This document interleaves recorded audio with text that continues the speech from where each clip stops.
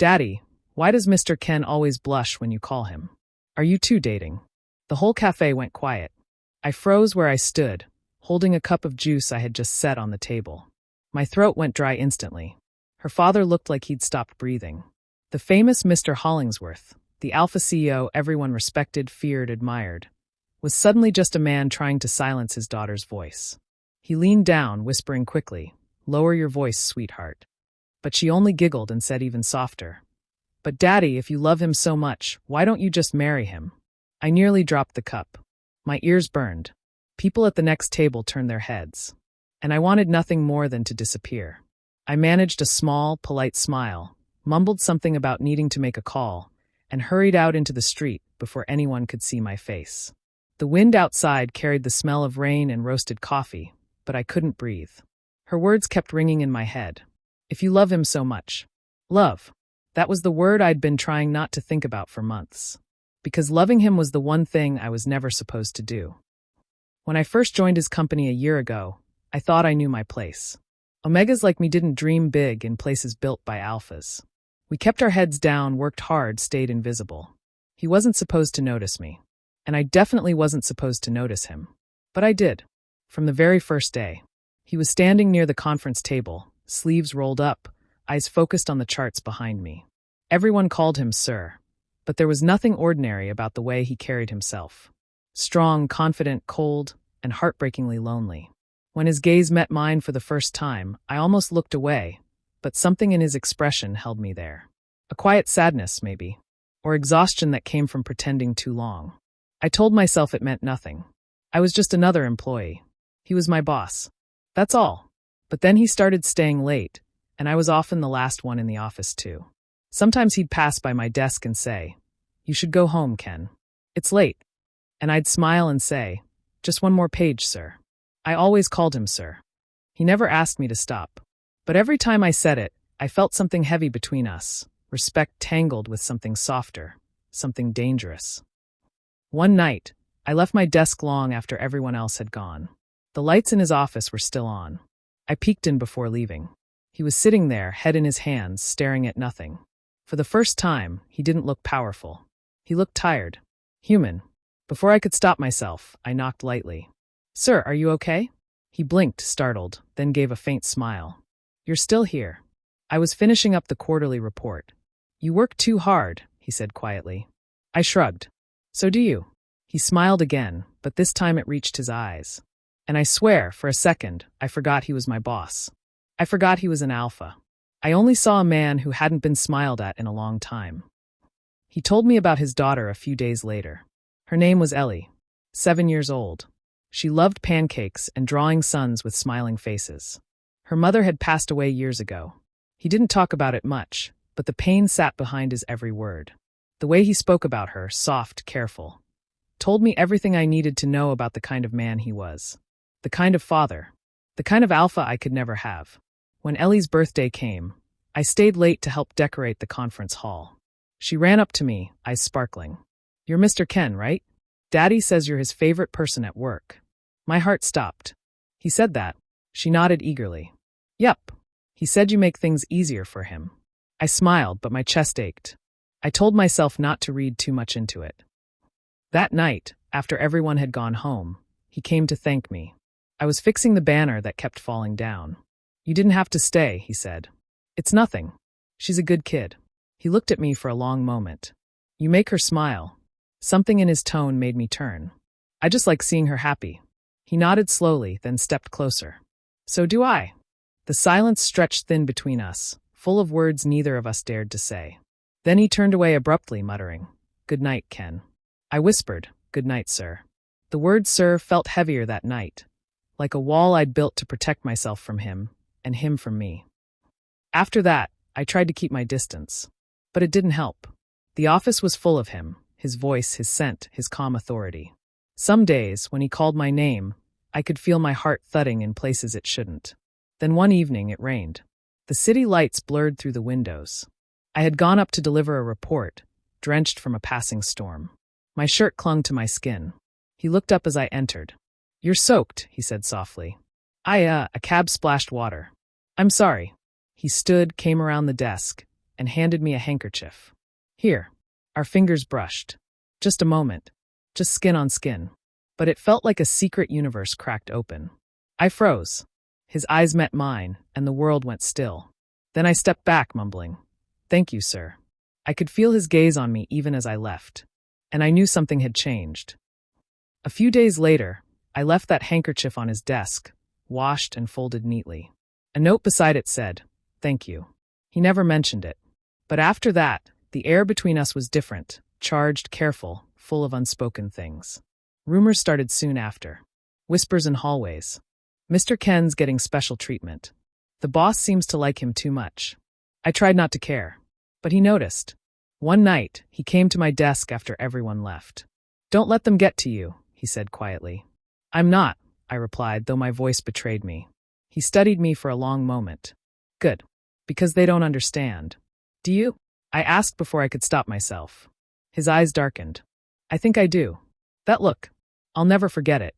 It was the look of a man standing on the edge of something dangerous and wanting to jump anyway." A week later, his daughter fell ill. I drove him to the hospital because he was too shaken to drive. He tried to refuse, but I wouldn't let him. When we got there, he stayed by her bed. I stayed outside the door all night, waiting, worrying. I didn't even realize I'd fallen asleep until he gently touched my shoulder. "She's better," he whispered. "Thank God," I said, relieved. "I'll get going then." But he stopped me. "Ken, thank you." The way he said it, like it meant something more, made my chest hurt. "You don't have to thank me, sir," I said quietly. "I care about her too." He looked at me for a long time. Then he said softly, "You matter too, Ken." I couldn't breathe. He turned away before I could respond. And for the rest of the night, his words replayed in my head until they no longer sounded real. Now, sitting in that cafe months later, his daughter's voice had ripped open every wound I'd tried to hide. I'd told myself I didn't love him, that it was just admiration, gratitude, something that would fade with time. But when she looked at me that morning and said, "If you love him so much, why don't you just marry him?" I realized the truth. She saw it before I did, because children always see the truth. Later that day, I packed my things quietly after work. I told the HR manager I needed to resign. Family matters, nothing dramatic. I left my ID card on his desk along with one final note. "Thank you for being kind to me, even when you shouldn't have been." As I walked out of the building, I felt the weight of every unsaid word pressing against my chest. Part of me wanted him to come after me. Part of me prayed he wouldn't. Love shouldn't hurt this much when it's never been confessed. But as I stepped into the cold night air, I heard a small voice behind me, faint but certain. "Mr. Ken." It was Ellie, holding a drawing in her tiny hands. A picture of 3 people, her dad, and me, all smiling under a sun. She beamed up at me. "Daddy says you're leaving." But I told him not to, because you make him smile. Tears blurred my vision. I knelt, forcing a smile. "You're a good girl, Ellie." She nodded proudly. "So you'll come back, right?" I hesitated. My throat tightened. Maybe one day. When I stood again, her father was by the door, watching silently. His expression unreadable. Our eyes met, 1,000 words in a single glance. Then I turned away before my heart could betray me.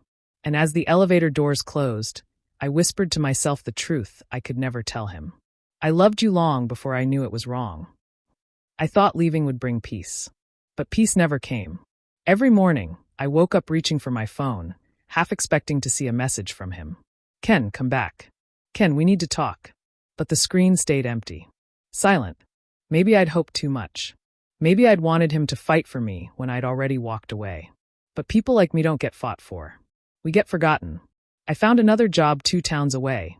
Smaller company, quieter office, fewer reminders of him. But even there, I caught myself glancing at tall men in suits, waiting for one of them to have his voice. He haunted me in small things. The smell of coffee. The way the rain hit the glass.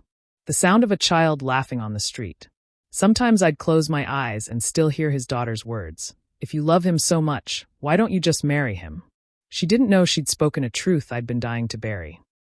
2 months passed. Then one cold evening, I received a message. Not from him. From her.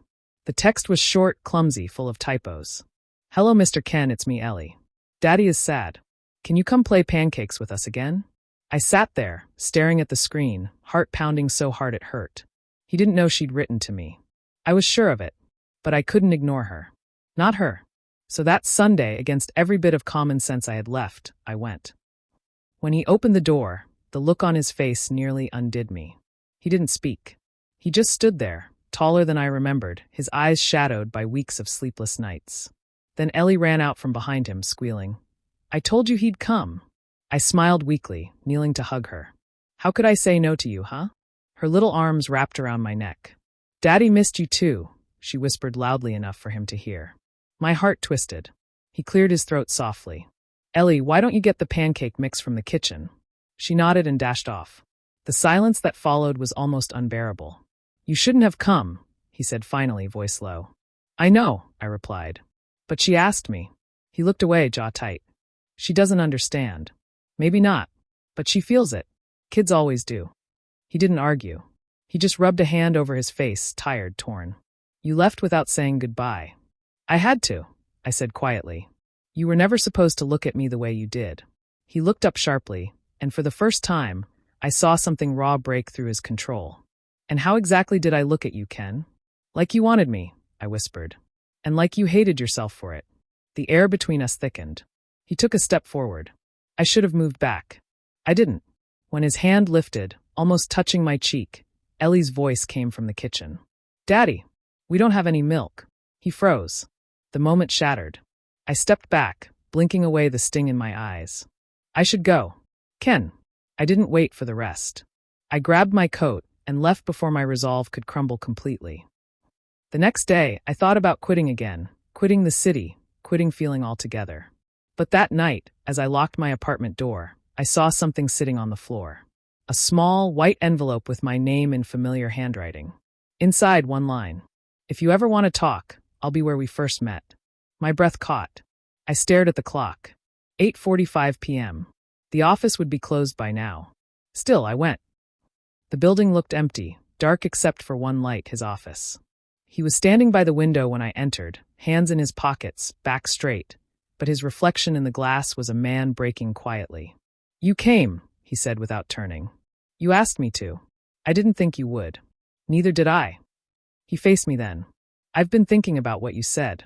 That I shouldn't look at you that way." "You shouldn't." "I can't help it." My chest tightened.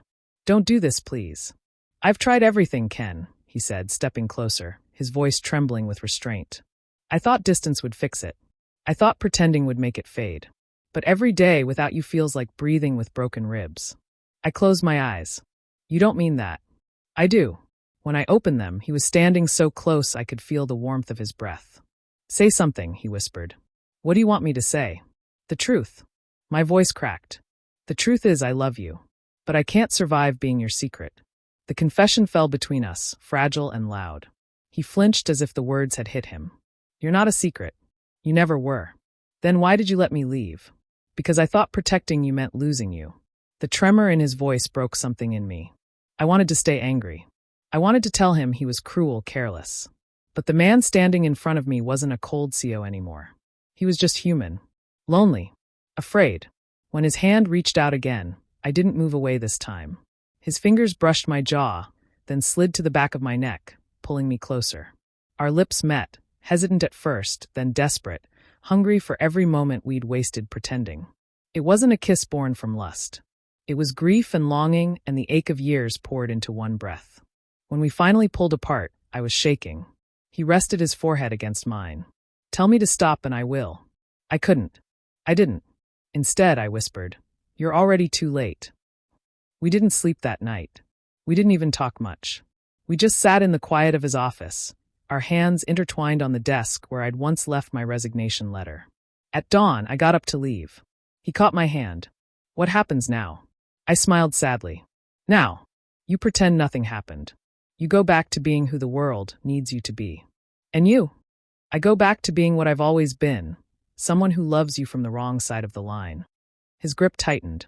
"I don't want to lose you again." "Then don't." He hesitated. "You make it sound easy." "It's not," I said softly. "But sometimes love isn't about staying. It's about not letting the world destroy what's left of you." Then I kissed his knuckles, slipped free from his hold, and walked out before my heart could change its mind. I didn't hear from him for days after that. Until one afternoon, a package arrived at my office. No name, no note, just a small box with a drawing inside. It was from Ellie. The same picture she'd shown me months ago, the three of us under a smiling sun. But now there was an extra figure beside us, a baby. And under it, in her messy handwriting, Daddy said families can grow. My heart stopped. It wasn't just a child's doodle. It was a message, a promise, a risk. And when I turned the page over, there was a note in his handwriting this time. I'm done hiding. For the first time in months, I smiled through the tears. Maybe the world wouldn't understand. Maybe the line we crossed would cost us everything. But love had already taken its shape, in small drawings, in soft words, in a child's innocent truth. And maybe that was enough to start again. I didn't go to him right away. Maybe I was scared of what he meant by those words, I'm done hiding. Or maybe I was scared that he didn't mean them at all. But the truth was I missed him. Every breath felt heavy without him. Every quiet night turned into a battle with my own heart. I kept the drawing on my bedside table. Ellie's messy little family, with that extra baby drawn beside us, felt like a promise I wasn't sure I deserved. Still, I held on to it, because hope is the cruelest kind of love. One evening, just as the sun began to sink, my doorbell rang. When I opened it, he was there. No suit, no walls, just him, the man beneath the title. His eyes were red, his hair messy, his tie loose like he'd been running. "Can I come in?" he asked. I couldn't answer. I just stepped aside. He walked past me, then turned. "You got it? The drawing?" I nodded. "Yeah. She wanted to send it herself," he said softly. "But I told her I'd deliver it." I smiled faintly. "And what did you tell her it meant?" He met my eyes. That sometimes love doesn't follow rules. Silence. The kind that holds 1,000 unspoken words. Then he added, "I meant what I wrote, Ken. I'm done hiding. From you. From this." My heart clenched. "Do you have any idea what that means? For your company? For your name?" "I don't care anymore," he said, stepping closer. "I've spent my whole life being the man everyone needed me to be. Strong. Distant. In control. But none of it means anything if I can't even look at the person I love without guilt." I swallowed hard. "Love." He smiled faintly. "I didn't say it before because I thought it would ruin you. But it's already ruined me, Ken. I love you." I closed my eyes, fighting the tears that burned hot behind them. "Don't say that unless you mean it." He moved closer, his voice trembling. "I've never meant anything more." That broke me. Completely. I reached for him, and the moment our hands met, the world outside ceased to exist. We didn't speak for a while. We just held each other like the silence was safer than words. When he finally spoke, his voice was raw. "I was going to announce my engagement next week. To someone the board approved. A merger deal, really." I froze. "You what?" "I called it off this morning," he said quietly. "That's what the fight was about." "You did that for me?" He nodded once. "For us." For a moment, I couldn't breathe. It wasn't the fairy tale I imagined. No grand confession, no music swelling in the background. Just two tired men, standing in the wreckage of everything they'd tried to protect. But somehow it was real, and that made it beautiful. The weeks that followed were chaos. Whispers spread fast. The company buzzed with rumors. His assistant avoided my eyes.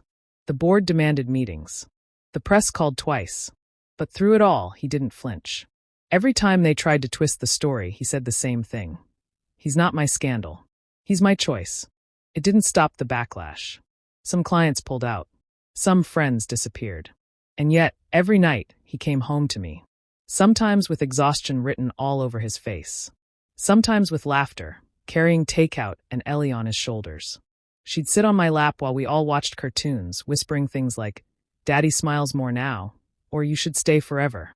And every time I'd look at him, the man I wasn't supposed to love, and think maybe, just maybe, I already was staying forever.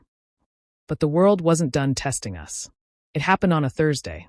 A reporter followed us, caught pictures outside the daycare, the office, even my apartment. The next morning, the headline was everywhere. Alpha CEO's secret romance with employee, hidden family? The internet exploded. I stayed home that day, blinds closed, phone silent. When he finally came over, his face was pale but steady. "We'll handle it." I shook my head. "No. You'll lose everything." "I've already lost everything once when you left," he said firmly. "I'm not letting that happen again." Tears slipped down my cheeks. They're calling me names, saying I used you. He moved closer, cupping my face. Let them. The only truth that matters is ours. And for the first time, I believed him. The storm raged for weeks. But slowly, the noise began to fade. People found new scandals, new stories. He didn't rebuild the company's image. He rebuilt our lives instead. We moved to a quieter town. He started consulting instead of leading. Ellie transferred schools. I opened a small cafe near the corner of our street. Sometimes, when the afternoon light spills across the tables, I still see him standing there, sleeves rolled, smile soft, helping me wipe a counter or teasing me about my latte art. He's not the alpha CEO anymore. He's just him. And I'm not the hidden omega anymore. I'm home. One evening, as we closed up the cafe, Ellie came running from the back room, holding a new drawing. This time, it wasn't just us three. She'd drawn another child again, but a bit taller, hand in hand with her. I looked at him, confused. He smiled, slipping an envelope into my hand. Inside was a letter, adoption papers. I want to make it official, he said softly. You, me, her, our family. I couldn't speak. I just nodded, tears blurring my sight. He leaned in, whispering against my ear. See? She was right from the start. I laughed through the tears. Right about what? That we were meant to love each other. Now, when I tell this story, people ask me if I regret anything. The pain, the rumors, the fear. I tell them no. Because every hard thing led me here. To this home. To this family. To this love that once felt impossible. And sometimes, when the cafe is quiet and Ellie's laughter echoes from upstairs, I remember the first day she ever spoke those reckless, honest words. Daddy, if you love him so much, why don't you just marry him? And I whisper back into the empty air, smiling. We finally did.